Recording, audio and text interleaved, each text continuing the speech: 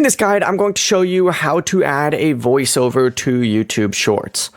This is Aiden from JustBoz, and before we get into this guide, make sure to like the video and subscribe to the channel with all notifications on. It really does help with the channel and it lets us know that you want more content like this, so we greatly appreciate it. If at any point throughout this guide you did have any questions, just ask them down in the comment section below and we can help you out further. I'm going to be doing my best to reply to every single comment down there. Now, first things first, go ahead and open up the YouTube app and you need to just record or just upload whatever it might be for your short. Essentially, you could just hit the plus icon, do whatever it might be. Let's just go ahead and say we want to add a video, and this is just a bunch of stuff. We'll just select a picture, right? You know what? Why not? And you can adjust it. This is just a screenshot I took for a thumbnail for a different tutorial on WhatsApp.